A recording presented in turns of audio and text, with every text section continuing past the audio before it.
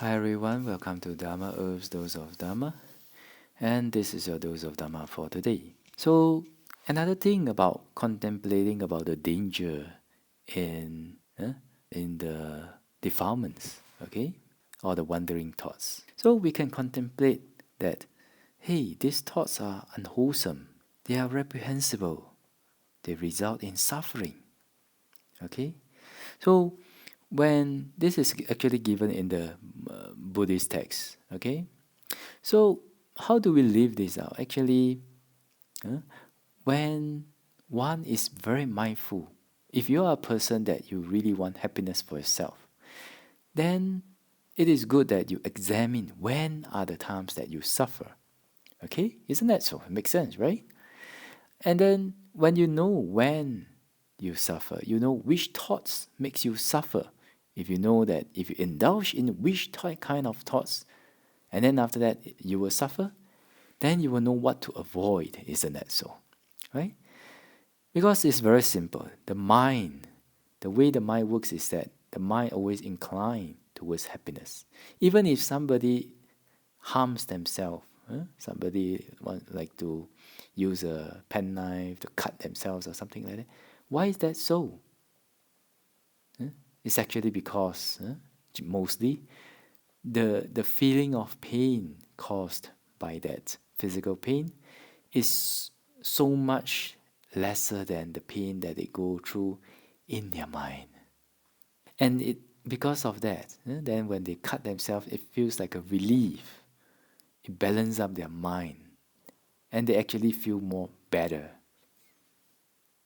Better from what? Better from their emotional suffering. Okay? So the mind is always inclined towards happiness, whether one is torturing themselves or not. Mostly.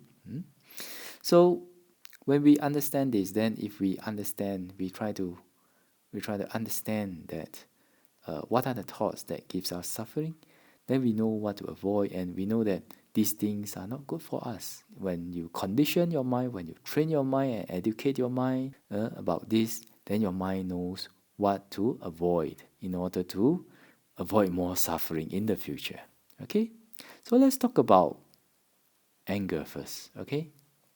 Or emotions, negative emotions. So whether it's depression or whether it is anger or whether it is disappointment, something like that.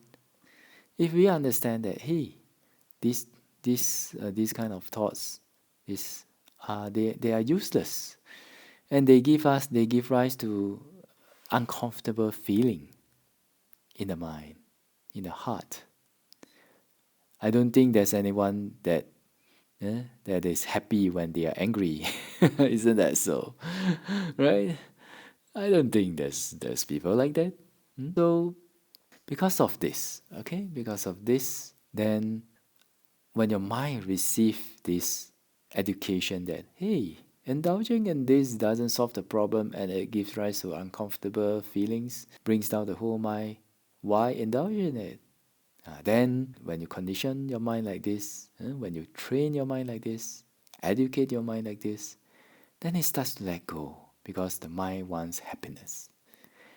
Is it possible to contemplate things without negative emotions getting over us? Yes, this is possible. Okay, with the training of the mind, actually. So this is one way to look at, to understand the dangers and the uncomfortable feeling connected with anger group mind. Okay. Then what about greed? Some people can say that, oh, Bande, when I fulfill my greed and craving, I feel very happy. Okay.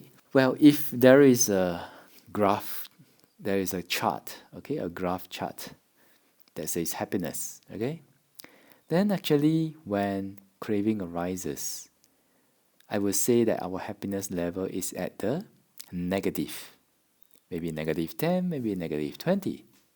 Why? Because you need to fill up those deficits in order to be happy, isn't that so?